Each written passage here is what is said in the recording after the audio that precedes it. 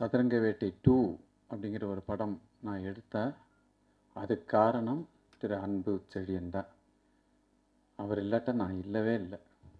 ஒரு சொல், ஒரு வார்த்தை, இந்த மாதிரி ஒரு படம் எடுக்கணுன்னே, முடியுமா, நீங்கள் வாங்கண்ணே நாளைக்கு ஆஃபீஸ் வாங்கன்னாங்க. சரி, ஆஃபீஸ் கூப்பிட்றாரு, ஏதோ பேச்சுவார்த்தைக்கு தான் கூப்பிட்றாருன்னு நினச்சேன். பேச்சுவார்த்தை இல்லை, அங்கே செயல் எவ்வளோ வேணும்னு தான் கேட்டார். அடுத்த நிமிஷம் ஒரு மத்தியானம் 3 மணிக்குள்ளே ஃபண்டு ட்ரான்ஸ்ஃபர் ஆகிடுச்சு. யாருக்கு கொடுக்கணுமோ அதெல்லாம் கொடுத்து படம் ஷூட்டிங் ஆரம்பிக்க ரேஞ்சுக்கு போனேன். அந்த அளவுக்கு நம்ம வளர்ச்சியில் இப்பயும் திருப்பி திருப்பி அடுத்தடுத்து படங்கள் எடுங்க, உங்களுக்கு என்ன வேணுமோ நான் செய்கிறேன்னு யாருமே சொல்ல மாட்டாங்க, அவர் மட்டும்தான் சொல்கிறாரு. அஃப்கோர்ஸ் அசோக் குமாரன் மரணம் ஒரு பெரிய வருத்தத்தையும் வேதனையும் இருக்குது. சசி, ப்ளீஸ் நீங்கள் பழையபடி அந்த தெம்போடையும் இதுவோடையும் நடிக்க ஆரம்பிக்கணும், திருப்பி டைரக்ஷன் பண்ண ஆரம்பிக்கணும், அதெல்லாம் இருக்குது. ஓகே, பட்டு சிவா சார் சொன்ன மாதிரி எல்லாரும் பகிர்ந்துக்கிட்டால் எல்லாமே நல்லாயிருக்கும். பகிர்ந்துக்கான இடம் கிடையாது. இப்போ தானு சார் இங்கே இருக்கார். ஃபோன் பண்ணி அண்ணே அப்படின்னா என்ன பண்ண சொல்லு, ஃபஸ்ட்டு வார்த்தையை என்ன பண்ணணும்னு சொல்லுன்னு கேட்குற ஒரு மிகப்பெரிய மகானுபாவம் தானு சார். அந்த மாதிரி வார்த்தையெல்லாம் யாருமே சொல்ல மாட்டாங்க. எனக்கு எதுவும் தேவையில்லை, ஆனால் அவர் சொல்கிற வார்த்தை அவ்வளோ மனசுக்கு ரொம்ப தைரியம் இருக்கும். அந்த மாதிரி தானு சார், சிவா சார், நிறைய பேர் இருக்காங்க. எல்லாரும் பேசலாமே, ஏன் சட்டுன்னு இப்படி ஒரு முடிவுக்கு வர்றது மனசுக்கு வேதனையாக இருக்குது. எங்களை மாதிரி தயாரிப்பாளர்களுக்கு ரொம்ப வீக்காயிருவோன்னு பயமாக இருக்குது. ஆனால் ஒரே தைரியம் என்னென்னா, இந்த மாதிரி ஃபினான்சியஸ் எங்களுக்கு பேக் போனாக இருக்கிறதுனால தான் எங்களால் படம் பண்ண முடியுது, நல்ல படங்களை பண்ண முடியுது.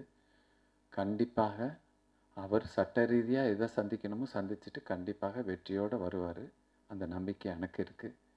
அவருக்காக நான் பேசலை, டோட்டல் இண்டஸ்ட்ரிக்காக பேசுகிறேன். அவர் வந்தால் தான் நிறைய பேர் படம் எடுக்க முடியும். சகோதரர் அசோக்குமார் அவருடைய மரணம் சசிகுமார் அண்ணனுக்கு மட்டுமல்ல, எல்லாருக்குமே ஒரு பெரிய இழப்பு தான். சசிகுமார் அண்ணனுக்கு அது ஒரு ஈடு செய்ய முடியாத ஒரு இழப்பு. இந்த நேரத்தில் நம்ம சொல்லிக்கிறது என்னென்னா, ஃபினான்சியர்ஸ் இல்லைன்னா இண்டஸ்ட்ரி கிடையாது, ஃபினான்சியர் தான் இண்டஸ்ட்ரி. ஒருத்தருடைய மறைவை காரணமாக வச்சுக்கிட்டு மற்றவங்க அதை அவங்க சுயநலத்துக்காக பயன்படுத்திக்க கூடாதுன்றதான் என்னோட வேண்டுதல். மற்றவங்க தன்னோட சுயநலத்துக்காக அந்த மறைவை பயன்படுத்தக்கூடாதுன்றதான் என்னோட வேண்டுதல். ஏன்னா அவங்கவுங்க இன்றைக்கி ஃபினான்சியர் இல்லைன்னா இண்டஸ்ட்ரி டோட்டலாக சமைச்சு போயிடும். நீங்கள் நம்ம இவ்வளோ பிரச்சனைக்கு காரணம் என்னன்றதை அனலைஸ் பண்ணி நம்ம அதை மட்டும்தான் நம்ம முடிவு கொண்டு வரணும். ஒவ்வொரு ஆர்டிஸ்ட்டும் டப்பிங் காசு கொடுக்கலாம், டப்பிங்கே வர மாட்டாங்க. அதை கேட்குறதுக்கு நம்மளால் யாராலையும் முடியறதில்லை. ஒரு டேரக்டர் 30 நாள் ஷூட்டிங்கிறாங்க, 180 நாள் வரைக்கும் பண்ணுறாங்க. பிளான் பண்ண சக்ஸஸ்ன்னு சொல்கிற படங்கள் கூட சக்ஸஸ்ன்னு வெளியே தான் தெரியுமே தவிர அந்த ப்ரொடியூசர் கிளாஸ் தான். காரணம் என்ன, திட்டமிடாமல் இருக்கிறது தான். இதையெல்லாம் நம்ம பேசுகிறத விட்டுட்டு ஃபைனான்சியர் பணம் கொடுக்குறதுனால கந்து வட்டி அப்படின்னா, கந்து வட்டின்றது சினிமா இண்டஸ்ட்ரியே கிடையாது. இதுதான் நான் ஆரம்பத்தில் சொல்லிட்டு இருக்கேன். இங்கே கந்து வட்டின்றது சினிமா இண்டஸ்ட்ரியே கிடையாது. லாஸ்ட் டைமில் இவங்களே கவுன்சிலில் உட்காந்து பேசி விட்டு கொடுத்து போன ஃபைனான்சியர் தான் நிறையா இருக்காங்க. என்னோட வேண்டுதெல்லாம் இப்படியே பேசிட்டு அந்த அசோக்குமாருக்கு நம்ம அஞ்சலி செலுத்துகிறோம், அசோக்குமாருக்கு அனுதாபம் சொல்லணும், இப்படி பேசிக்கிட்டு இருக்கிறத விட இவங்க எல்லாருமே தலைவர் விஷால் அவர்களோட அறிக்கை கொடுத்தா நான் நினச்சிருந்தேன்னா நீங்கள் என்கிட்ட கேட்டீங்கன்னா டேட்டு கூட கொடுத்துருப்பேன் அப்படின்ற மாதிரிலாம் சொன்னார். இது வெறும் பேச்சளவில் இல்லாமல் நான் என்னோட வேண்டுகோள், பட் அது நடக்குமா நடக்காதான்னு எனக்கு தெரியாது. முன்னாள் தலைவரும் இந்நாள் தலைவர் நினச்சாங்கன்னா நிச்சயமாக அசோக்குமார் குடும்பத்தை காப்பாற்றலாம். முன்னாள் தலைவர் தானம் நினைஞ்சு விஷால் ஒரு டேட்டு கொடுத்து ஒரு படம் பண்ணி அந்த படத்தில் வர வருமானத்தை உண்மையாக அசோக்குமார் கூட அது கொடுத்தாங்கன்னா இந்த இண்டஸ்ட்ரி டோட்டலாக இவங்க 2 பேருக்கு நன்றி கடன் பட்டிருக்கான். இதை நான் எதிர்பார்க்குறேன், நடக்கும்னு எதிர்பார்க்குறேன். நடந்தால் சந்தோஷம். ஏன்னா பேசிட்டு சும்மா நம்ம பேசிட்டு பண்ணுறோன்னு சொல்ல ஒரு இழந்த குடும்பத்துக்கு உண்மையாகவே நீங்கள் விஷால் பண்ணணும், ஹெல்ப் பண்ண நினச்சிங்கன்னா உங்களை வச்சு ப்ரொடியூஸ் பண்ணுறதுக்கு தயாராக இருக்க ஒரு தயாரிப்பாளரை வச்சு செஞ்சீங்கன்னா சந்தோஷம். நன்றி, வணக்கம். அன்பு சார் நாங்கள் எப்படி அவரை பார்த்துருக்கோம் அதுதான் நான் சொல்கிறேன். கிட்டத்தட்ட இப்போ 14-15 இயர்ஸ் ஆச்சு, 15 வருஷம் ஆச்சு. அதுக்கு முன்னாடி தான் காதலுடன் படத்துக்காக தான் நாங்கள் ஃபைனான்ஸ் வாங்கியிருந்தோம் அன்பு சார்களுக்கு. ரொம்ப ஜென்யூனான ஒரு பர்சன். எனக்கு பார்க்காம எனக்கு சந்திக்காமே அவர் ஃபைனான்ஸ் கொடுத்தாரு. நான் பியூர் நம்பிக்கையில் தான். ஏன்னா நாங்கள் வந்து ரெகுலர் ப்ரொடியூசர்ஸ் கிடையாது, டெக்னீஷியன்ஸ். நான் ஒரு ஆர்டிஸ்ட், என் ஹஸ்பண்ட் ஒரு டைரக்டர். அவருக்கு தெரியும் இவங்க உண்மையாக ஒர்க் பண்ணுவாங்க, படத்தை எடுப்பாங்கன்னு. படமும் ரொம்ப வயபிளாக தான் இருந்தது. ஹீரோ, ஆர்டிஸ்ட் எல்லாமே அவர் பக்காவாக அதை பார்த்துட்டு தான் அவர் ஃபைனான்ஸ் கொடுப்பாரு. ஒரு கரெக்டான பிஸ்னஸ் பண்ணக்கூடிய ஒரு படத்துக்கு தான் அவர் பண்ணுவார். ஒரு நாள் கூட எனக்கு சந்திச்சது கிடையாது, நான் பார்க்கவே இல்லை. நான் எப்போ அவரை பார்த்தேன்னா, படம் முடிச்சுட்டு ஃபர்ஸ்ட் காப்பி என் ஹஸ்பண்ட் கேட்டார், பார்க்குறீங்களா சார், படம் முடிஞ்சது ஃபர்ஸ்ட் காப்பி பார்க்குறீங்களான்னு கேட்கும்போது தான், ஃபர்ஸ்ட் காப்பி தேட்டரில் குட்லக் தேட்டரில் பார்க்கும்போது தான், அவர் வரும்போது தான் நான் அவரை, அப்போ தான் நான் அவரை சந்திக்கிறேன். ஓஹோ, இவர் தான் அன்பு சார்னு. ஸோ அந்த மாதிரி ஒரு டீசெண்டாக நம்ம கூட அவரோட பிஹேவியர்ஸ் இருந்திருக்குது. நான் அட்லீஸ்ட் 2-3 டைம் தான் அவரை சந்திச்சிருப்பேன். எப்போ பார்த்தாலும் ரொம்ப ரெஸ்பெக்ட்ஃபுல்லாக, ரொம்ப டீசெண்டாக, ரொம்ப அழகாக அவரோட இது இருந்திருக்குது நம்ம கூட. இப்போ நிறைய மீடியாவில், சோஷியல் மீடியாவில் என்னென்னவோ சொல்கிறாங்க, இந்த மாதிரி தேவயானிக்கு ரொம்ப கஷ்டம் கொடுத்தாங்க, அந்த மாதிரி நிறைய நான் கேள்விப்பட்டேன். அந்த மாதிரி எதுவுமே இல்லை. அந்த அலிகேஷன்ஸ் எல்லாம் என்னென்னமோ சோஷியல் மீடியாவில் வருது, அது எல்லாமே போய் ரொம்ப டீசெண்டாக அவர் ரொம்ப எப்போவுமே ரொம்ப ஸ்வீட்டாக, ஜென்டிலாக, ஒரு ஜென்டிலான ஒரு அன்பு சார் தான் நான் பார்த்துருக்கேன்.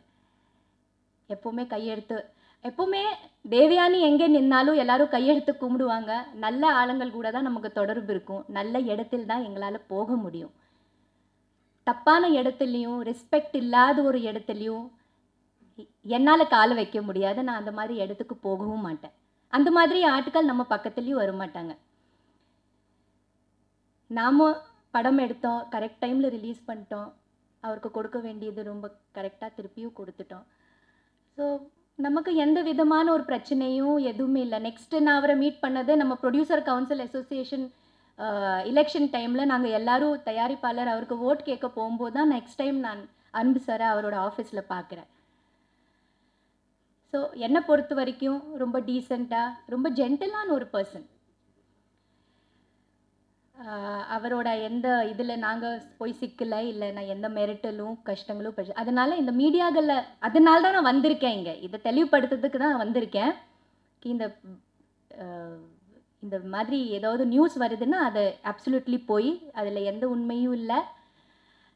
எப்போவுமே அன்பு சாரை வந்து ரொம்ப ஜென்டிலாக, ரொம்ப டீசெண்டாக, ரொம்ப ஒரு நல்ல ஒரு ரெஸ்பெக்ட்ஃபுல்லாக அவரும் நடந்திருக்காரு. நாமளும் அதே மாதிரி தான் அவரை ரெஸ்பெக்ட்ஃபுல்லாக நம்ம வந்த ரிலேஷன்ஷிப் மெயின்டைன் பண்ணியிருக்கோம். ஸோ அதுதான் நான் தெளிவுபடுத்துறதுக்கு வந்திருக்கேன். அசோக் குமார் சாரோட ஃபேமிலிக்கு என்னோட கண்டோலன்சஸ், அந்த ஃபேமிலிக்கு. And at the same time ஏதாவது இந்த மாதிரி பிரச்சனைகள் இருந்தால் சார்ட் அவுட் பண்ணுங்க. நிறைய சங்கங்கள் இருக்குது, சார் சொன்ன மாதிரி வெளியில் வந்து பேசுங்க, உங்கள் ஃபீலிங்ஸை ஷேர் பண்ணுங்க. So that is I think the solution to all these problems. So thank you very much.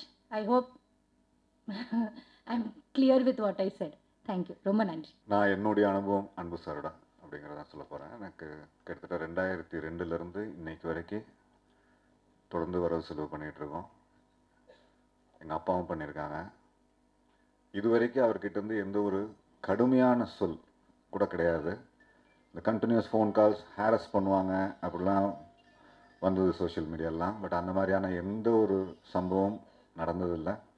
இப்போ ரீசெண்டாக வெங்கட் பிரபு கூட நாங்கள் பிளாக் டிக்கெட் கம்பெனியில் சென்னை 28 பண்ணும்போது அண்ணனோட சப்போர்ட்டாக இருந்தது.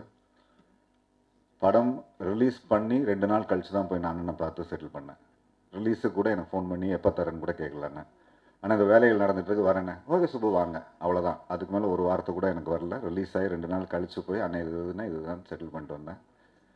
ஸோ இதெல்லாம் படிக்கும்போது நேற்று ஒரு தொலைக்காட்சியில் படித்து நான் பார்த்துட்டு உடனே சிவா சாருக்கும் ஃபோன் பண்ணி சொன்னேன், என்ன சார் இவ்வளோ உண்மைக்கு புறமான ஒரு விஷயமா இருக்குது அந்த தொலைக்காட்சி நிகழ்ச்சியில் அப்படின்னா. உண்மையை வந்து சொல்கிறது வந்து தப்பு இல்லை, அது ஃபேப்ரிகேட் ஆகும்போது வருத்தமாக இருக்குது. ஏன்னா நாங்கள்லாம் பழகுறோம். இப்போ உங்களோட ரொம்ப நெருங்கி பழகுற ஒருத்தரை பற்றி யாராவது தவறாக சொன்னால் உங்களுக்கு எவ்வளோ வருத்தமாக இருக்கோ அந்த வருத்தம் தான் இப்போ எங்களுக்கும் இருக்குது. என்னை பொறுத்தவரை அன்பண்ணா வந்து வெரி டீசன்ட் ஜென்டில்மேன்.